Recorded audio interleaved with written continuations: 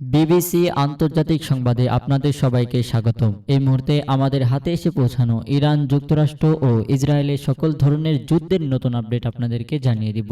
শুরুতেই থাকবে সংবাদ শিরোনাম, এরপর বিস্তারিত। লেবাননে ইসরায়েলি হামলায় নিহত হয়েছেন আরও 6 জন। ইরানকে কেউ আত্মসমর্পণ করাতে পারবে না, পেজিশকিয়ান। বেইজিংয়ে চীন ও ইরানের পররাষ্ট্রমন্ত্রীর বৈঠক। দর্শক, এতক্ষণ শুনছিলেন সংবাদ শিরোনাম, এখন বিস্তারিত। শুরুতেই জানিয়ে দিব, লেবাননে ইসরায়েলি হামলায় নিহত হয়েছেন আরও 6 জন।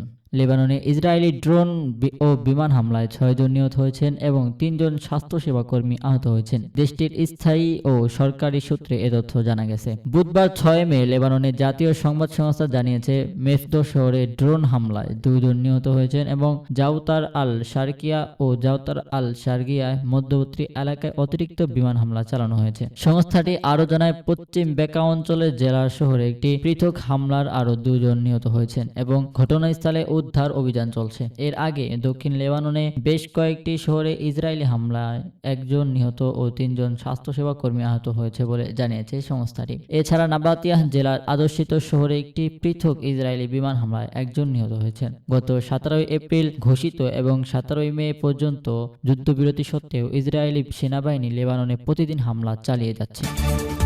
পর আপনাদেরকে জানিয়ে দিব, ইরানকে কেউ আত্মসমর্পণ করাতে পারবে না, বললেন পেজিশকিয়ান। ইরানের প্রেসিডেন্ট মাসুদ পেজিশকিয়ান বলেছেন, কেউ আমাদের আত্মসমর্পণ করাতে পারবে না। যুদ্ধ শেষ করার আলোচনায় ছাড় না দিলে যুক্তরাষ্ট্রের কঠোর অভিযানের হুমকির জবাবে তিনি এই কথা বলেন। মাসুদ পেজিশকিয়ান বলেন, শিয়া ধর্মাবলম্বীদের প্রয়োগ বাধ্য করা যায় না। তিনি সামাজিক যোগাযোগ মাধ্যমে এক্সে একটি পোস্ট জানান, ইরানের প্রধানমন্ত্রীর সাথে তিনি কথা বলেছেন এবং সেই আলাপের মধ্যপ্রাচ্য থেকে সামরিক হুমকি সরিয়ে নেওয়া জন্য যুক্তরাষ্ট্রকে আহ্বান জানিয়েছেন।